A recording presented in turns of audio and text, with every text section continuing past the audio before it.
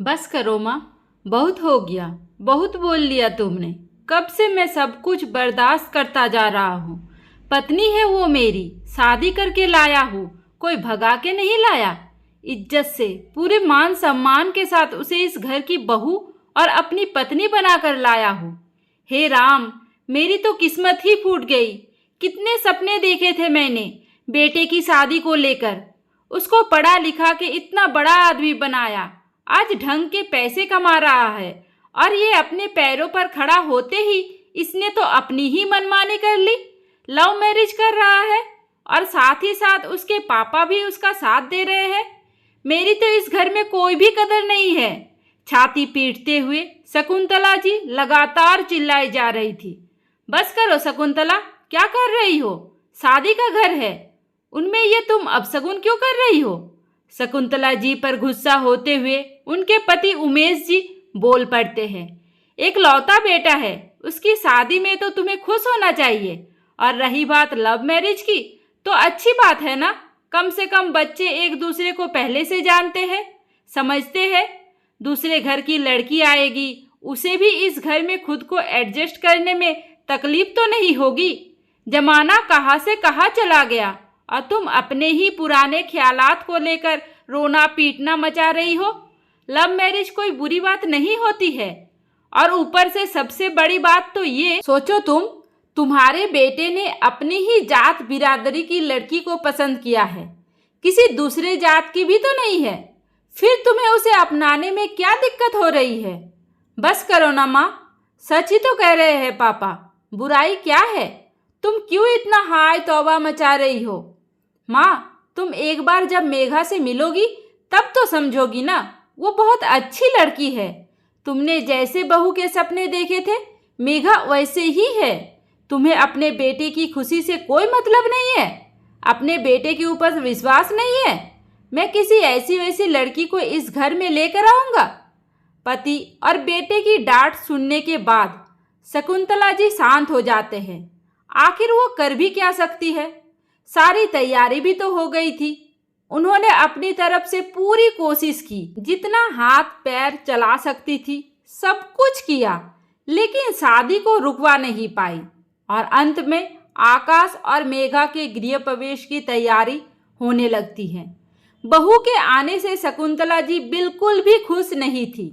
एक तो बेटे ने लव मैरिज कर ली, दूसरे शकुंतला जी ने बेटे की शादी में दहेज को लेकर जितने सपने देखे थे, उनके मन के मुताबिक दहेज भी नहीं मिला था, क्योंकि उमेश जी ने लड़की वाले को पहले ही दहेज के लिए मना कर दिया था। शादी में आकाश की बुआ भी आई थी, जो उमेश जी से बड़ी थी।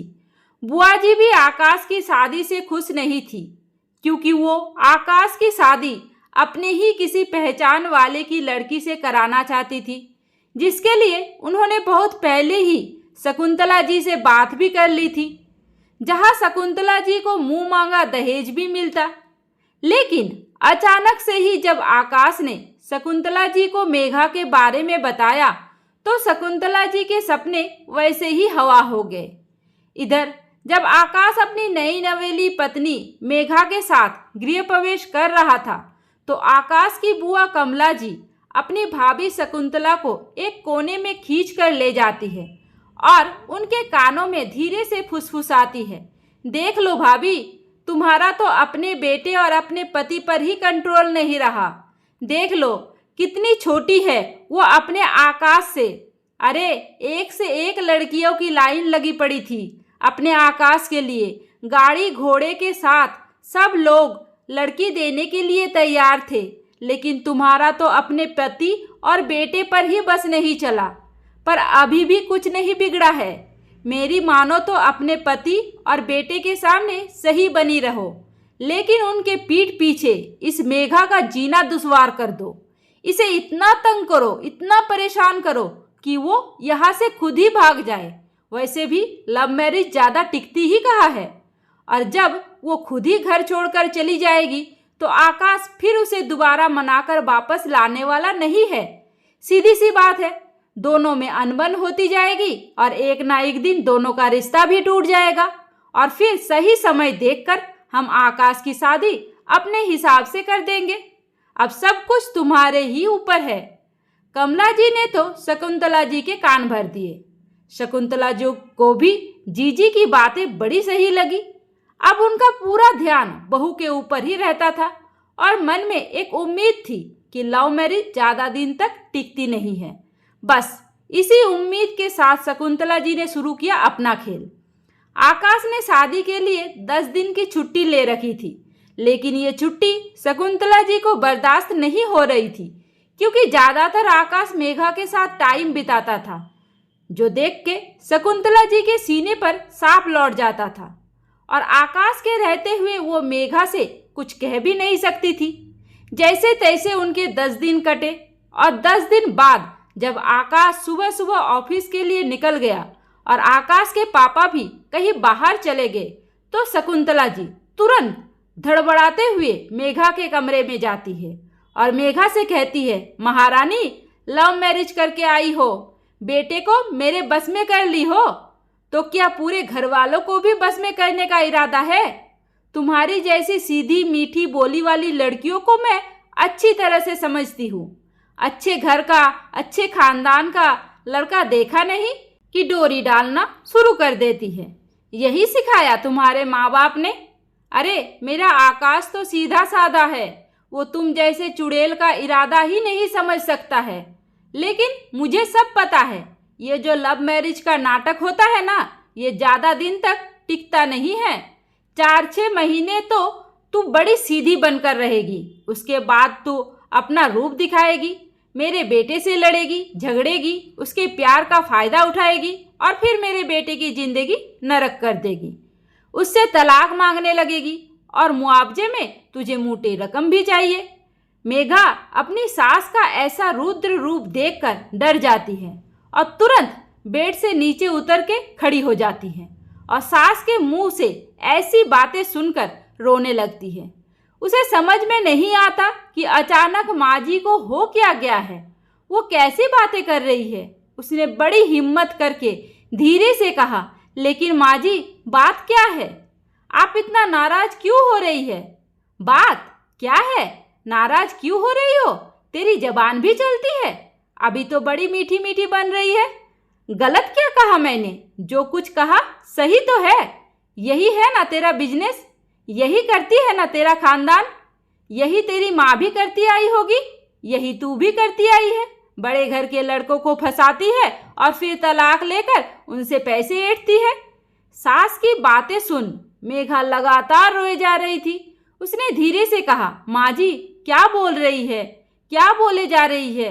अभी तो तुम बड़ी दूध की धूली लग रही हो। इतनी दूध की धूली होती, इतनी शरीफ होती तो ऐसी हरकतें ही नहीं करती। शरीफों के घर में लव मैरिज नहीं होता है। लेकिन ये बात तू कहाँ समझेगी? तू तो शरीफ है ना, तेरे खानदान शरीफ है। बस करो माँ। अचानक बेटे की आवाज़ सुन शकुंतला जी पीछे मुड़कर देखती है तो सामने आकाश अपने पापा के साथ खड़ा था। पति और बेटे को अचानक देख शकुंतला जी का चेहरा एकदम सफ़ेद पड़ जाता है। डर जाती है वो, लेकिन फिर भी अपने आप को संभालते हुए कहती है, अरे बेटा, तू तो ऑफिस चला गया था ना, फिर वापस कैसे आ गया?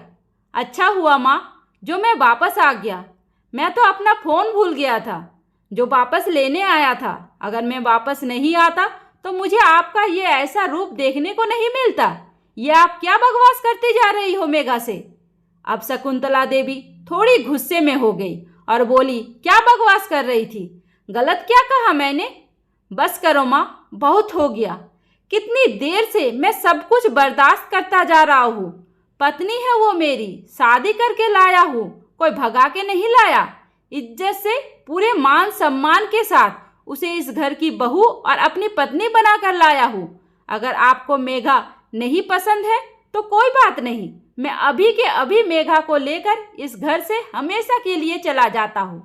लेकिन आप मेरी पत्नी के बारे में इतनी गिरी हुई बातें नहीं कर सकती है। मुझे विश्वास ही नहीं हो रहा है कि मेरे सामने मेरी माँ खड़ी है जो मेरी पत्नी को इतनी बुरी तरह से जलील कर रही है। माँ, मैं उसे इस घर में लेकर आया हूँ, मेरे भरोसे वो इस घर में आई है।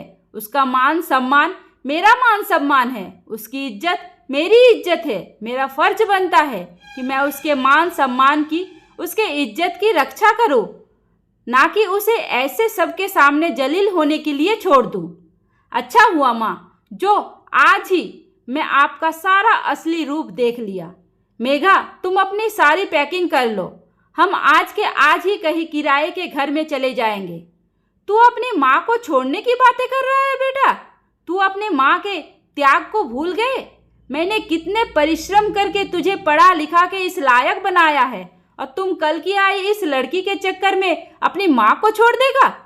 माँ, मैं आपको छोड़ नहीं रहा, लेकिन आपके चक्कर में मैं अपनी पत्नी को भी तो बेइज्जत नहीं कर सकता। जब तक आप मेघा को पूरे मन के साथ नहीं अपनाएंगे, अपनी बहू नहीं मानेंगे, तब तक हम इस घर में वापस दोबारा कभी नहीं आएंगे। बिल्कुल सही कहा बेटा। आगे आते हुए उमेश जी ने बोला, पत्नी है वो तुम्हारी, पूरी मान सम्मान के साथ इस घर में लेकर आए हो। उसकी इज्जत की, उसके मान सम्मान की रक्षा करना तुम्हारा कर्तव्य है। इसलिए मैं तुम्हारे फैसले के साथ हूँ। मैं भी तुम्हारे साथ चलूँगा, क्योंकि ऐसी गंदी सोच की औरतों के साथ मुझे भी नहीं रहना है। बहू, तुम चलो, मेरी भी कपड़े पैक कर लो। मेघा चुपचाप खड़ी होकर रोए जा रही थी। उसने सपने में भी नहीं सोचा था कि लव मैरिज को लेकर आज के ज़माने में भी इतनी घटिया सोच हो सकती है। और इधर शकुंतला जी को तो काटो तो खून नहीं, कहा बहू को निकालना चाहती थी, कहा बेटा और पति दोनों ही साथ निकल जा रहे हैं। अब वो करे तो क्या करे। आखिर बार उन्होंने एक और कोशिश की और आकाश को देखते हुए धीरे से बोली, बेटा अपनी माँ को छोड़कर चला जाएगा? आकाश ने कहा, माँ, मैं कहाँ आपको छोड़कर जाने की बात कर रहा हूँ। छोड़कर जाने की बातें तो आपने ही शुरू की ना। जब आप मेघा को अपनी बहू नहीं मानती है, उसे इस घर में नहीं रहने देना चाहती है, तो फिर मुझे उसके लिए कुछ ना कुछ तो करना ही पड़ेगा। अरे बेटा, तू भी किससे बहस कर रहा है? इस पत्थर दिल औरत से? गुस्से में बोल पड़े उमेश जी। इसे क्या किसी के दुख तकलीफ से मतलब होगा? अच्छी खासी बहू आई है, बेचारी लगातार रोए जा रही है। इसके अंदर थोड़ा भी माँ का दिल होता तो समझ लेती। अभी वो 10 दिन पहले अपने परिवार को छोड़कर आई, एक ऐसे परिवार में जहाँ उसे अपनाने से इनकार किया जा रहा है, वो भी इतनी गंदी सोच के साथ कि लव मैरिज करके आई है। चल बेटा चल, इस घटिया औरत के साथ तो अपना टाइम और बर्बाद मत कर। बहू का सामान उठा और चल। नहीं नहीं, आप दोनों ही तो मेरी दुनिया हो। अगर आप दोनों मुझे छोड़कर चले जाओगे तो मैं मर जाऊंगी। मुझे माफ़ कर दो, मुझे छोड़कर मत जाओ। शकुंतला जी अपने पति उमेश से माफ़ी मांगते हुए उन्हें जाने से रोकने लगी, तो उमेश जी ने कहा, शकुंतला, अगर तुम्हें माफ़ी मांगनी है ना, तुम उस बच्ची से मांगो जो तुम्हारी बातें सुन कोने में खड़ी लगातार रोए जा रही है। उसे सच्चे दिल से अपनाओ, उससे माफ़ी मांगो। अगर उसने माफ़ कर दिया तो समझो मैंने भी माफ़ कर दिया। उमेश जी ने अपना फैसला सुना दिया। अब शकुंतला जी के पास और कोई रास्ता नहीं था। बहू के चक्कर में वो पति और बेटे को नहीं खोना चाहती थी, इसलिए हार कर मजबूर होकर उन्हें मेघा को अपनाना ही पड़ा। और आगे से वो मेघा को कुछ भी कहने से 1000 बार सोचती थी। दोस्तों, लव मैरिज कोई बुरी बात नहीं है, बस सोच अच्छी होनी चाहिए। इस कहानी के बारे में आपका क्या ख्याल है, मुझे कमेंट करके ज़रूर बताइए। उम्मीद करती हूँ आपको हमारी कहानी पसंद आई होगी। कहानी पसंद आई है तो वीडियो को लाइक करें, चैनल पर नए हैं तो चैनल को सब्सक्राइब करें, और हाँ, नोटिफिकेशन बेल को ज़रूर दबाइए ताकि अगली अपडेट सबसे पहले आपको मिले। धन्यवाद।